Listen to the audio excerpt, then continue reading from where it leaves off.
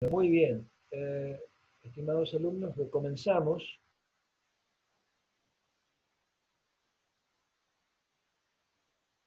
Donde habíamos dejado. Ahora vamos a hablar entonces de resistencia de vigas flacas. Resistencia de vigas flacas. Eso ustedes lo tienen a partir de la página 121. De nuevo, es probable que a partir de aquí, otra vez hagamos como alguno de ustedes definió en el chat del WhatsApp, al galope. Pero algunas cosas las vamos a resaltar con más detenimiento y algunas cosas las trataremos de llevar adelante de una manera un poquitito más rápida, con el esfuerzo de parte de ustedes de hacer un seguimiento de entendimiento sobrevolado de la parte algorítmica del ecuacionamiento, que uno trata de explicarlo con el mejor esfuerzo de una manera más rápida, y que ustedes de nuevo pueden volver atrás en su momento y cuando Dios mediante dispongan de estas sesiones grabadas, las pueden recuperar y entender haciendo un seguimiento mucho más lento en sus estudios. Bueno, para el diseño de vigas flacas aparecen diferentes situaciones, de las cuales dos son las que resaltan como características. Nosotros tenemos la posibilidad de que el eje neutro,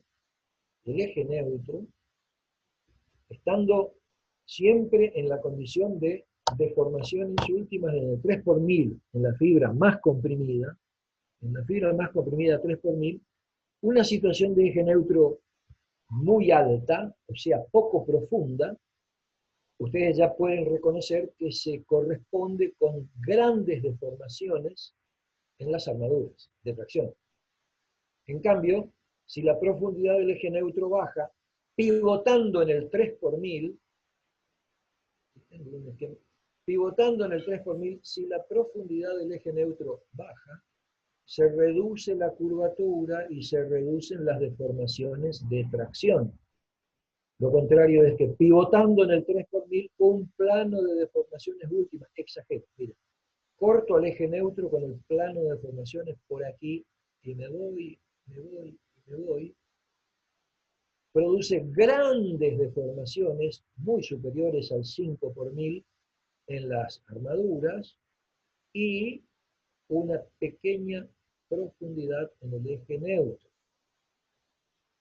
Es cierto, es sección controlada por tracción, pero muy poca contribución del hormigón a la compresión.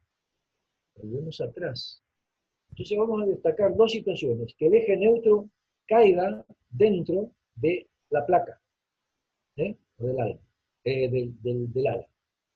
Y la otra condición es que el eje neutro caiga fuera de la placa. El primer caso se resuelve, recuerden que ya tenemos totalmente dimensionada nuestra viga placa. El Excel ese que les comenté anteriormente, ustedes ya lo tienen en cada una de las secciones que están por diseñar, que van a verificar, van a disponer armadura, en definitiva, y esta geometría la tienen, conocen la magnitud de las losas a ambos lados. En práctica van a discutir qué pasa si las losas son de diferente espesor. Tienen la geometría de la viga, conocen el canto. Toda esta geometría en dimensiones está conocida.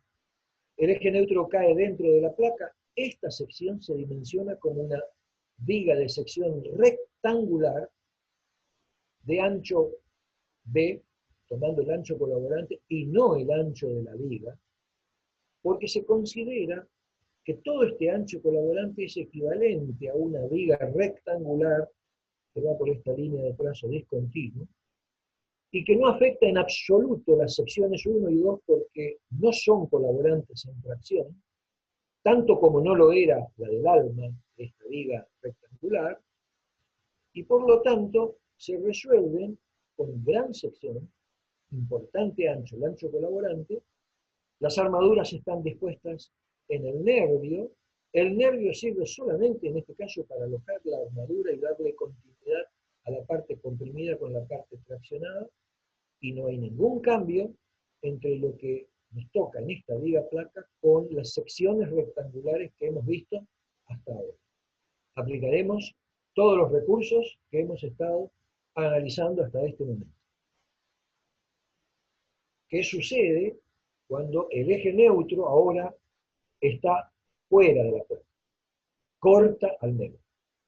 Bueno, tenemos una sección rara, una zona cacheada que tenemos que arreglárnosla para ver cómo la abordamos.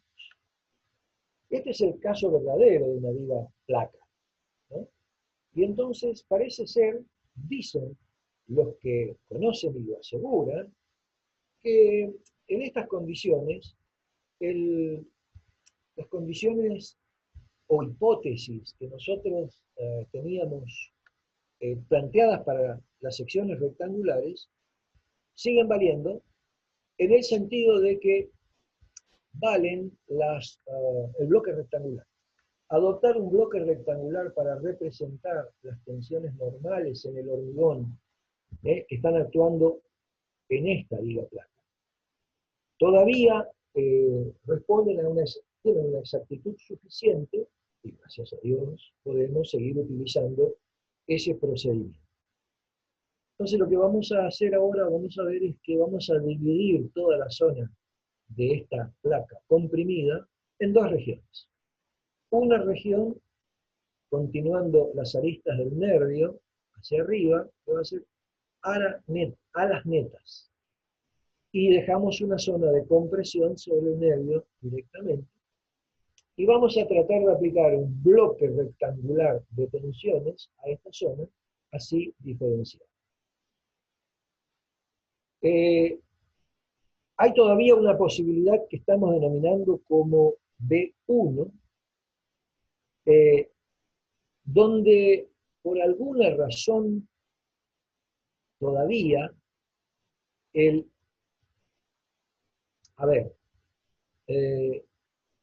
bloque equivalente de tensiones de compresión es igual o menor que el espesor del ala.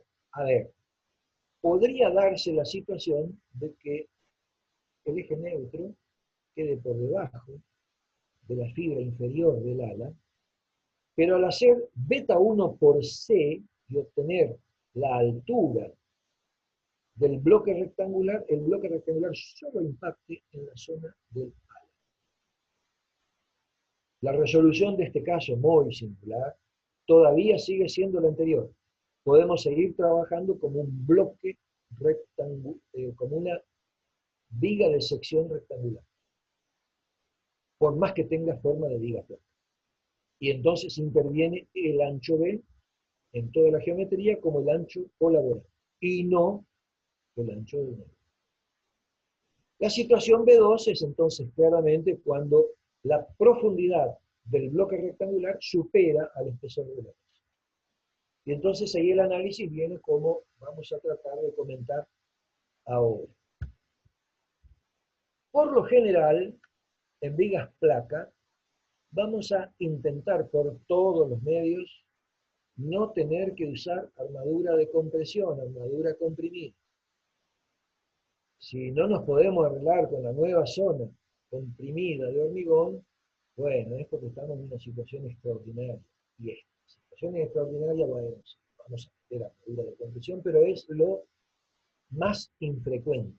De aquí en adelante podemos considerar que, no obstante restricciones en las alturas de la viga, en vigas placa no tendremos que hacer uso de armadura de compresión. Ahora aparecen las nuevas magnitudes geométricas, B, BW, HF, y sub B, que ya saben que es la distancia entre el baricentro de la sección, que coincide con el eje mecánico de la pieza, hasta, acá es donde normalmente asignamos las solicitaciones de flexión y axiales, cortantes, torsores, todo, siempre las reducimos al eje mecánico de una pieza. En este caso coincide con el baricentro de la sección, y su vez la distancia desde ese baricentro hasta el baricentro de las armaduras traccionadas. Acá ya se ha hecho la transferencia y estamos considerando que esta sección está sometida a flexión con carga axial de tracción gran excentricidad. Y hemos reducido la fuerza de tracción a la ubicación del baricentro de las armaduras. El plano de deformaciones, como siempre, con sus magnitudes características. La clave para asegurar que todo este estudio estamos en estado límite último de flexión es el 3 por 1000 en la fibra más comprimida. C, la profundidad del eje neutro, phi, la curvatura, están completamente relacionados. Epsilon TE, la deformación de la armadura de tracción. Bloque rectangular sigue siendo válido, y entonces ahora se nos plantean las tensiones a la altura de las armaduras que integradas en la sección da por resultado la fuerza T. Tenemos un bloque rectangular cuya resultante ahora la hemos discretizado en dos puntos. Una fuerza C resultante de las tensiones normales de este bloque rectangular solo dentro del nervio, del alma. A esa la llamamos fuerza de compresión en el alma. Y una que queda un poquitito más arriba en cuanto a su punto de paso, que es la fuerza de compresión en el ala, que serían las tensiones de este bloque rectangular integradas sobre el área restante, C del ala. Tenemos la posibilidad de encontrar los brazos de palanca hasta la armadura de tracción T, con que D menos A sobre 2 sigue siendo lo que hemos conocido hasta acá. A sobre 2 está acá. D menos A sobre 2 es este brazo de palanca de la fuerza de compresión en el ala. Y DE menos HF sobre 2, ahora es HF sobre 2, es el brazo de palanca entre la fuerza de compresión en el ala y la fuerza de tracción. Entonces, ahora sí, nos planteamos estas ecuaciones de equilibrio. Es un razonamiento completamente parecido a lo que teníamos antes, solo que nos ajustamos a las nuevas condiciones. Tenemos la fuerza en el interior tenemos la fuerza de tracción, T, y dos fuerzas de compresión, una en el ala, una en el alma. Las fuerzas de compresión llevan signo negativo. Todo esto tiene que estar equilibrado con la fuerza axial que tenemos al exterior, pero aplicada a la altura de las armaduras. Si en particular tuviéramos flexión pura, esto se iguala a cero. Bueno, se ajustan estas ecuaciones de equilibrio. Y ahora tenemos también la segunda ecuación de equilibrio en momentos, donde este momento MEN, corregido para ser evaluado a la altura del baricentro de las armaduras, se equilibra con el producto de C de ala por su brazo y C de alma por su brazo, porque tomamos momentos respecto de este punto. Las ecuaciones de compatibilidad no cambian, son las mismas. Tenemos la ecuación de compatibilidad que nos relaciona la fibra más comprimida con C a través de la curvatura, y también podemos calcular la deformación por ecuaciones de compatibilidad, hipótesis de la ley del plano, a la altura de las armaduras.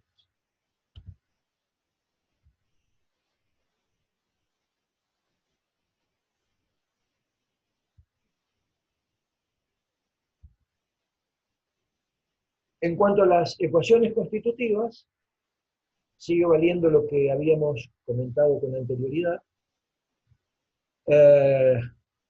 Para el hormigón lo expresamos con F'C y con beta 1. F'C, habiendo elegido la calidad del hormigón, beta 1, sabiendo que beta 1 depende de F'C. Hay una pregunta en los cuestionarios que siempre se consultan, ¿cómo se puede interpretar la ley constitutiva del hormigón comprimido por flexión? Nada. Usted solamente da la clase de hormigón y tenemos todo. usted me dice, tengo un H35, y F'C es 35, beta 1 será el valor que le corresponde por la expresión analítica. Bien, eso era solamente al pasar. Ahora bien, entonces ahora podemos calcular la fuerza de compresión en el ala y podemos calcular la fuerza de compresión en el arma. Es 0,85 de F'C por B menos el ancho del ala, el ancho del nervio. Esto da la dimensión de las dos alas y por la altura del ala. Cuando hacemos la fuerza de compresión en el alma es parecida a la que usábamos antes, igualita, en secciones rectangulares, 0,85 de F'C por B, W, que es el ancho del nervio, y multiplicado por A, o sea, por beta 1C. Las ecuaciones constitutivas del acero de refuerzo pasivo, la ley bilineal, o analíticamente esta expresión. Para el acero de pretensado y pretensado adherente, la resistencia, la resistencia de cálculo del acero de pretensado, evaluado con esta expresión. No miramos, por ahora, en este curso, pretensado no adherente. Bueno, y entonces, con todos los parámetros que ustedes tienen en las páginas anteriores, encontramos con que la fuerza de tracción es la ya conocida contribución de la armadura pasiva y de la armadura activa. Procedimiento de cálculo muy parecido a lo que hemos hecho hasta acá con las secciones rectangulares. Vamos a aplicar el formato determinístico de seguridad, que es obligatorio siempre. Siempre estamos preocupados por mantenernos en condiciones de seguridad, por lo tanto, la demanda en la sección crítica X, esto es la abscisa de estudio, que en vigas de un solo tramo, vigas simples, es habitualmente el centro del tramo o algún lugar cerca del centro del tramo. Además, en vigas continuas son los momentos requeridos negativos sobre los apoyos. Esta es la demanda, y que tendrá que ser no superior, no puede ser superior a la capacidad dada por la denominada resistencia a flexión de diseño. Está compuesta por la resistencia nominal multiplicada por el factor de penalización o reducción por resistencia, por disminución de resistencia, que ustedes ya conocen, coeficiente phi. Procuraremos siempre elegir el factor de reducción de resistencia de la tabla 3.1, pero procurando siempre tener secciones controladas por tracción, con gran preaviso, con gran fisuración, con ductilidad, con mucha ductilidad. Todas esas cosas son equivalentes a elegir que la deformación en la armadura más traccionada o menos comprimida, de la capa más traccionada o menos comprimida, no sea inferior al 5 por mil, con lo que podemos adoptar phi igual a 0,9. El factor de penalización más chico. O sea, la menor penalización a esta expresión que gobierna el análisis ahora, el diseño. MU sobre phi es lo que debo procurar superar o al menos igualar con la resistencia nominal. Se eligen los materiales, hormigón y aceros. Al hormigón nos provee el F'C, la clase de hormigón, y el beta 1.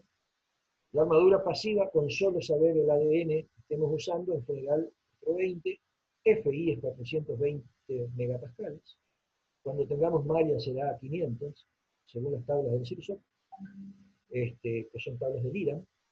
Y cuando elegimos la armadura activa, la armadura de pretensado, podremos tener una tensión de fluencia especificada, una resistencia a la tracción y el gamma P, que depende de la armadura de pretensado. De nuevo, se presentan diferentes tipos de problemas. El primero de ellos, estoy controlando el tiempo, estimados, entonces vamos a ver cómo avanzamos. El primer tipo de ejercicio que se nos plantea resolver, más que un ejercicio, situación de diseño, es que conocemos toda la geometría de la sección y también las armaduras. Parecido a lo que hacíamos en el caso A para secciones rectangulares. Damos todas las dimensiones. con la tablita de Excel que nos permitía calcular las secciones placa a lo largo de todas las vigas, en los tramos, en los apoyos, no podemos reconocer que para cada sección de análisis tenemos todas las dimensiones, ¿sí? Porque en general, cuando estamos dimensionando vigas a flexión, las losas ya han sido dimensionadas en una etapa anterior, y conocemos los espesores de las losas en general. Bien, podemos adoptar la altura de la viga, y su dimensión BW. La dimensión BW se suele determinar o adoptar por razones constructivas.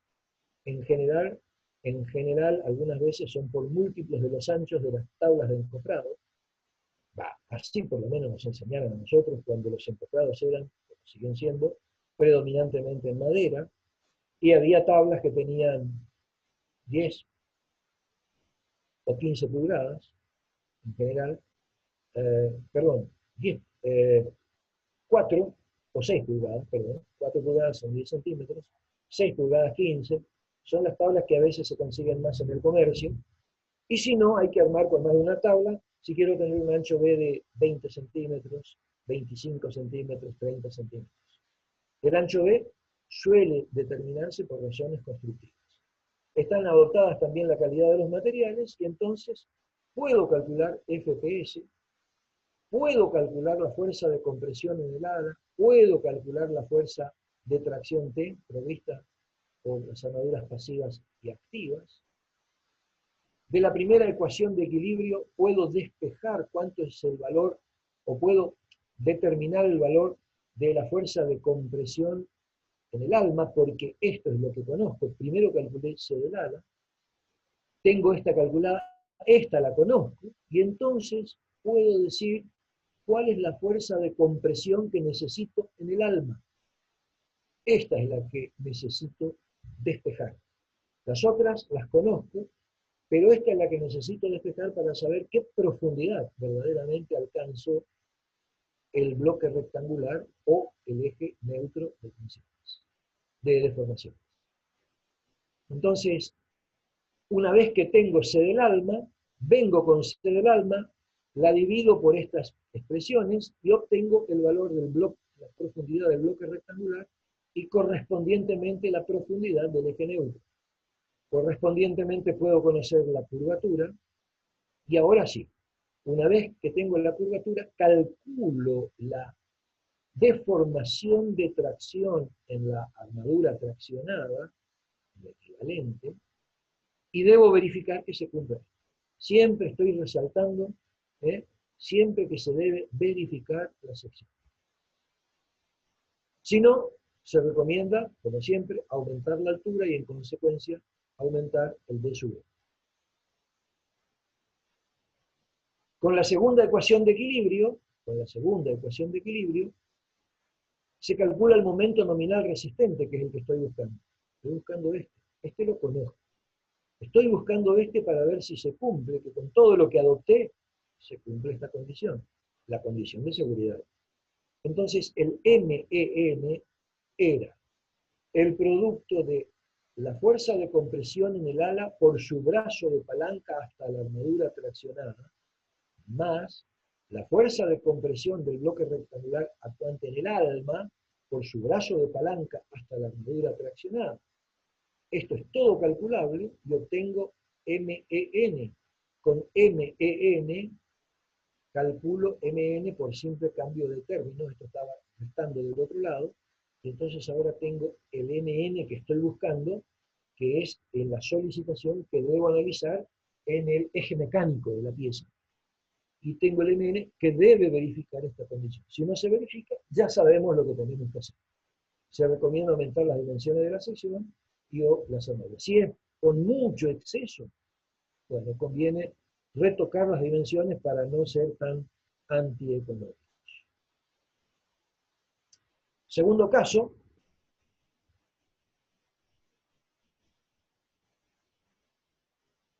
miro cómo estamos con la hora. Según lo que yo tengo acá, nos están faltando unos,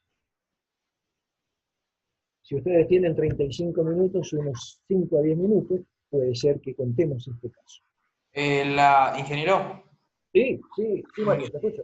La reunión va 28 minutos, así que 12 minutos tiene todavía.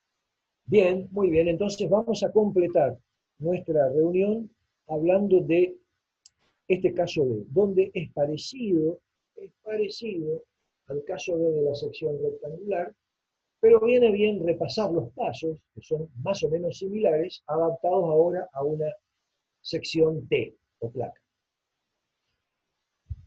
Se adoptan en general todas las dimensiones geométricas. Esto venía de la planillita de Excel que yo les sugerí que uno puede tener disponible en cada sección crítica de diseño de flexión. Entonces, tenemos que verificar la sección. ¿Qué era verificar la sección? Bueno, nada más que controlar que la deformación en la armadura traccionada, por los calculitos que vamos haciendo, sea igual o mayor que el 5%. Si se cumple eso, habremos estado eligiendo correctamente el coeficiente phi igual a 0,90. En general, si eso no ocurre, conviene aumentar las dimensiones geométricas, ¿no? Ya sabemos que la que define el diseño es cualquiera de estas dos D o DP que están relacionadas con el canto de la viga, H, no con este HF que es el espesor de la losa. Bueno, entonces el sistema de ecuaciones se puede resolver de diferentes maneras. Una de ellas es la siguiente. A ver, calculo el momento nominal que aporta las alas a través del bloque rectangular. Tengo una fuerza de compresión provista por las tensiones normales de compresión en el ala, F'C por el área del ala, y lo multiplico por el brazo de palanca hasta las armaduras. Desarrollo cuánto vale la fuerza de compresión en el ala, 0,85 por F'C, por el ancho del ala, que es descontando el ancho del nervio, el ancho colaborante menos el ancho del nervio, y multiplicado por el espesor de la losa. Esto es C del ala. Lo multiplico por el brazo hasta la armadura perfecta. Ahora calculo el momento que debe resistir el alma, y se obtiene por diferencia. ¿De quién? Diferencia entre quién? Entre esta que aportaron las alas y la que yo necesito tener, que es MN, el momento nominal, pero corregido por referir la fuerza de tracción a las armaduras. MEN menos MNF es lo que deberá absorber como momento nominal el nervio, el alma. Muy bien, ahora ya es un número conocido, porque todo esto va siendo conocido. Bueno, con desarrollos conocidos ya por la sección rectangular, para este momento, que es el que corresponde solamente a la sección rectangular del nervio, puedo calcular esta especie de momento nominal reducido, MNW, que es ese valor, lo traigo acá, lo divido por F'C que conozco, B omega BW que conozco, y por la altura equivalente de la fuerza de tracción. Digo equivalente porque combina la armadura pasiva con la armadura activa, elevado al cuadrado. Este es el MN chiquita, momento nominal, que se iguala a la expresión donde está el polinomio de segundo grado de omega E, con lo cual esto es dato, y ahora puedo despejar omega E W, y una vez que conozco omega E W, por esta expresión calculo la profundidad que tiene ahora el bloque rectangular en el nervio, que me conduce a calcular la profundidad del eje neutro real. Acá se va a mostrar claramente que para este caso A es más grande que el espesor de la losa, y entonces por eso estamos procediendo de esta manera. Con las ecuaciones de compatibilidad calculo la deformación en las armaduras traccionadas. Se debe verificar lo que acabo de decir, que la profundidad del bloque rectangular supere al espesor de la losa.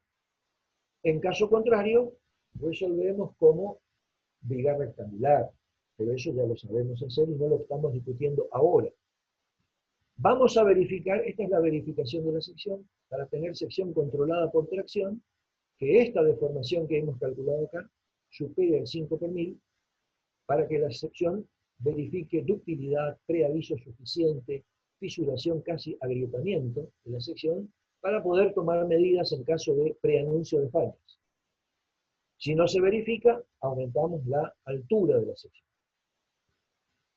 Bueno, ahora vamos a calcular la fuerza de compresión en el alma, con la expresión 490 que ustedes tienen más atrás. Ya estamos en condiciones porque ahora conocemos A, conocemos B del alma, F'C, ¿no? Todo eso lo podemos conocer.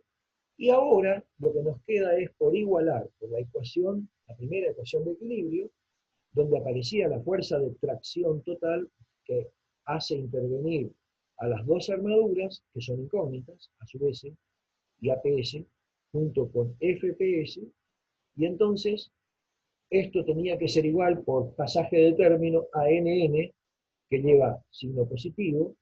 Las fuerzas C del ala y C del alma, por ser de compresión, llevan ellas mismas un signo negativo, con lo cual este menos con menos se va a convertir en un más, y esto va a ser un valor sumativo, aditivo, y obtenemos esta expresión de T. Bien.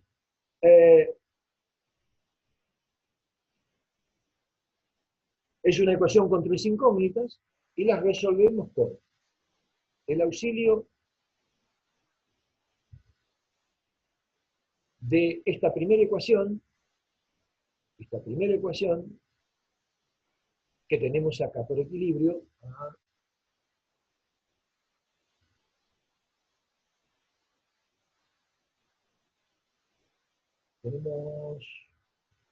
Tenemos estas tres incógnitas.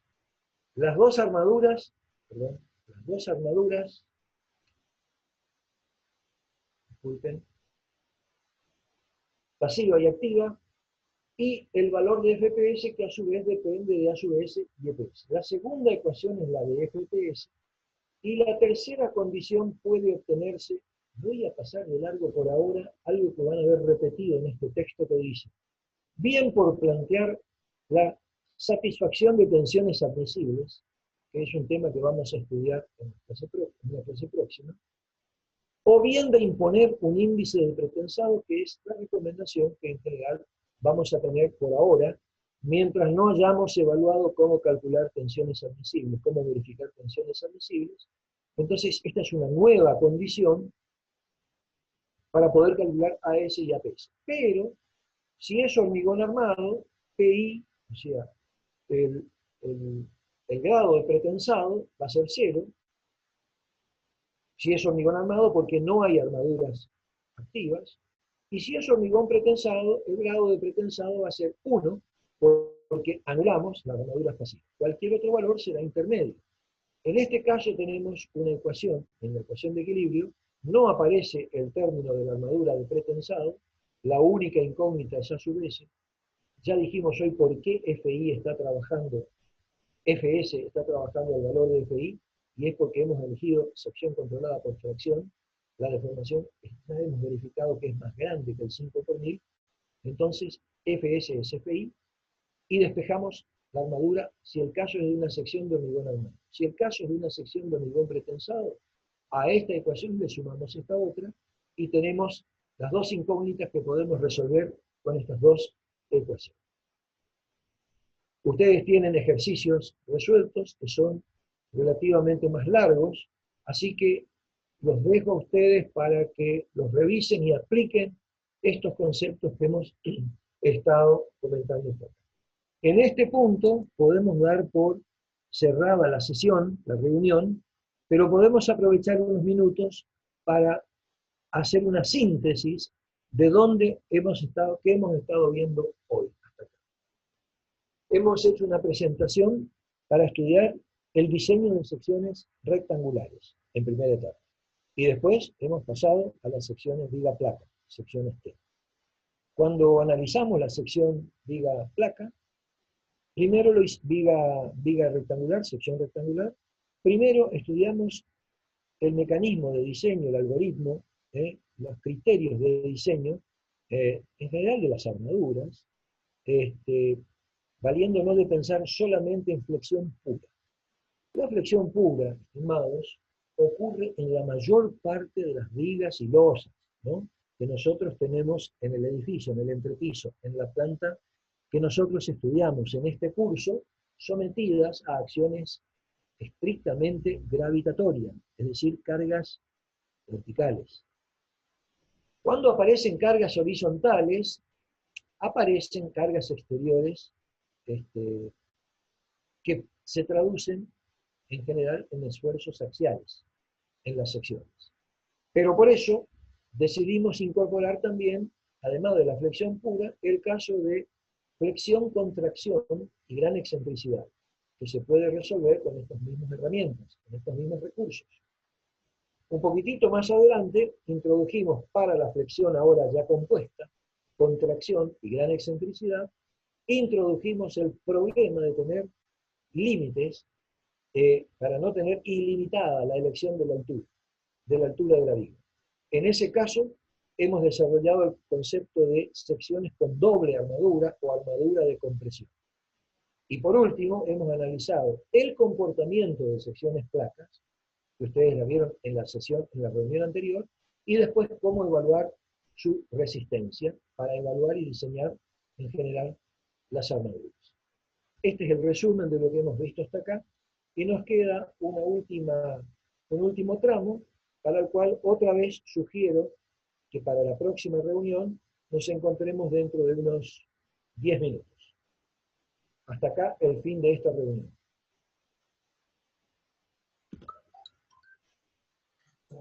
Listo, ingeniero, corto y en 10 minutos entramos. Listo, gracias, gracias.